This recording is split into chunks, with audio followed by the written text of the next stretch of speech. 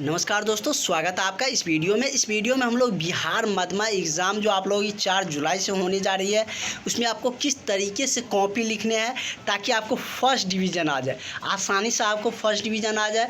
और कितने पे आपका फर्स्ट डिवीज़न होते हैं, सेकंड डिवीज़न कितने पे होते हैं, ये सारे कुछ हम आपको डिटेल्स में बताएंगे। साथ ही आपको ज़्यादा से ज़्यादा नंबर कैसे लाने हैं, क्योंकि अब आपके पास बहुत ही कम समय है। और हमने आपको स्टार्टिंग से ही बोले थे, जब आप लोगों का रजिस्ट्रेशन हुआ था उसी समय से हमने आपको बताए थे कि हम आपका पूरा तैयारी करवाएंगे, किस तरीके से आपको कॉपी लिखने हैं, आपका रिज़ल्ट कैसे चेक होते हैं, कब तक आपका रिज़ल्ट आते हैं, सारी जानकारियाँ आपको इस चैनल के माध्यम से मिलते रहते हैं। तो आप लोग चैनल को ये सब्सक्राइब करके ज़रूर रखें, आपको सारी जानकारियाँ बिहार मध्यमा की रिगार्डिंग आपको मिलते रहेंगे। तो हर एक क्वेश्चन में आपको किस तरीके से आंसर देना है ताकि आपको मिनिमम नंबर तो मिल ही सके। और जो आप अच्छे से लिखिएगा तो जितने नंबर के रहेंगे, चाहे 5 नंबर का हो चाहे 7 नंबर का हो, तो आपको पूरा नंबर निश्चित रूप से दिए जाएंगे। तो आप लोगों को किस तरीके से इसमें लिखना है, इन्हीं बातों को हम लोग इस वीडियो में जानेंगे। तो पहले हम लोग हिंदी का जो क्वेश्चन आएंगे उसको कैसे लिखने हैं आपको वो देख लेते हैं। उसके बाद हम लोग सामाजिक विज्ञान में भी बढ़ेंगे कि आपको किस तरीके से सिमिलरिटी क्वेश्चन को लिखना है। यदि आपको नहीं भी आ रहा है तब भी कॉपी में कैसे लिखेंगे, क्योंकि अब आपके पास बहुत कम समय बचा है। तो इस सिचुएशन में आपको जो ऐसे इस तरीके से तैयारी करना है कि किसी भी तरीके का क्वेश्चन आए तो उसको हम आसानी से लिख सकें। तो चलिए हम लोग हिंदी में जान लेते हैं। एक एग्जाम्पल लेकर हम, एक क्वेश्चन है जो आप लोगों का ही बहुत ही अच्छे क्वेश्चन है हिंदी का, और ये बार बार पूछे जाता है। 2022 में भी मध्यमा में पूछा गया था।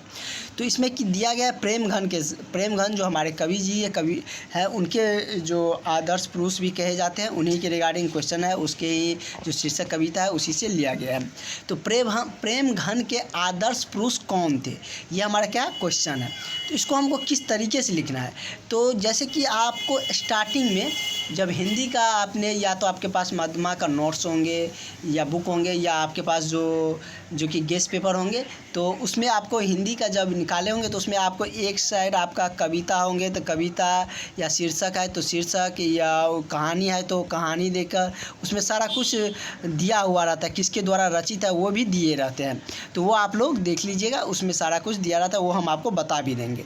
तो सबसे पहले आप लोग क्वेश्चन जब स्टार्ट करिएगा तो उसमें आपको चौथाई वैसे छोड़ा हुआ रहता है बोर्ड एग्जाम में। अब इसके लिए आपको टेंशन लेने की ज़रूरत नहीं है, क्योंकि चौथाई आपको पहले से छोड़ा हुआ देखने को मिल सकते हैं। तो उसमें ऐसे चौथाई छोड़े हुए रहेंगे, और उसके इस साइड ही, राइट साइड ही आपको लिखने हैं, चौथाई के अंदर नहीं जाने हैं।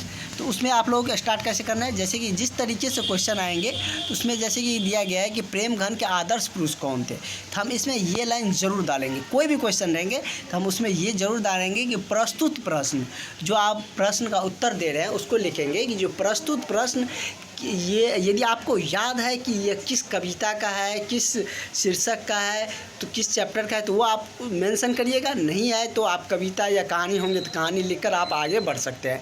जैसे कि इसमें हमको पता है कि प्रस्तुत प्रश्न स्वदेशी शीर्षक कविता से संकलित है, और कविता और कहानी में आपको फ़र्क ईजिली मिल जाते हैं। देखने उनके वर्ड के लिखने से आपको पता चल जाता है कि ये जो शब्द है वो कविता का है। कविता का शब्द थोड़ा जटिल होता है, क्योंकि उसमें बहुत सारे भाषाएं का यूज होता है, ब्रज भाषा होती है। उसके बाद हम बात करें तो और भी बहुत सारे लिपि का यूज किया रहता है, ब्रज होते हैं। उसके बाद और यदि हम बात करें तो देवनागरिक भी यूज किए जाते हैं। उसके बाद हिंदी का तो रहता ही है, उसमें कुछ शब्द और भी ऐसे जटिल रहते हैं, दोहे का भी शब्द उसमें यूज किए जाते हैं। तो इस तरीके से उसमें कविता आपको पता चल जाएंगे। तो यदि कविता है तो कविता, और शीर्षक है तो शीर्षक लिखेंगे प्रस्तुत प्रश्न स्वदेशी शीर्षक कविता से संकलित है। इससे हमको 2-3 लाइन बन रहे हैं, इससे 2 नंबर आपको आसानी से मिल जाएंगे। उसके बाद लिखेंगे, और ये क्वेश्चन का ही लाइन है, प्रेम घन दिया हुआ है।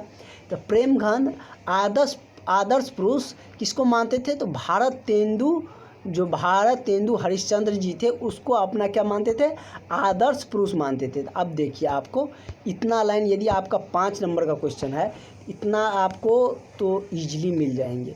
ईजिली आपको 2 से 3 नंबर आपको इसमें मिल जाएंगे।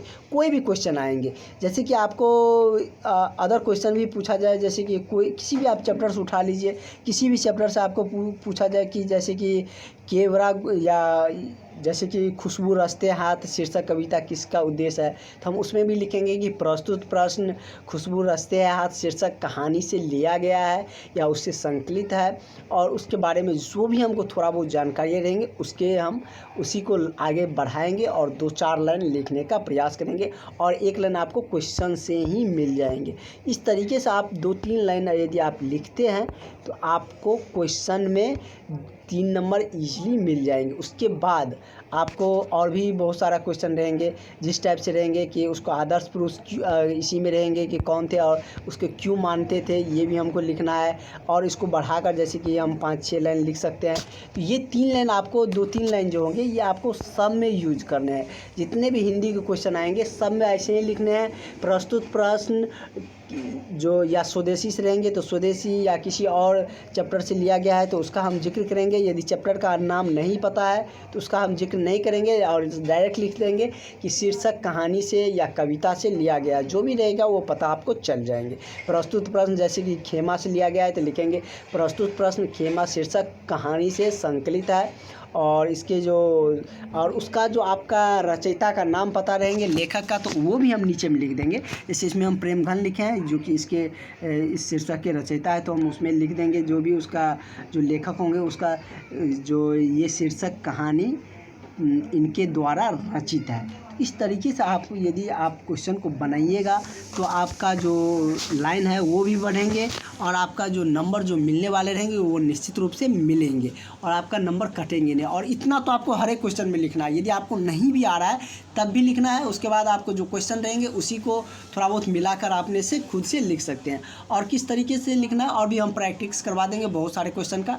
तो आप लोग चैनल के साथ बने रहे। सामाजिक विज्ञान में भी देखेंगे, सबका हम इस तरीके से बता देंगे और विविया क्वेश्चन भी बताएंगे जिस तरीके से एग्जाम नर्सिंग आएंगे। तो आप लोग चैनल के साथ ज़रूर जुड़े रहे। तो चलिए हम लोग मिलेंगे नेक्स्ट वीडियो में। Thank you.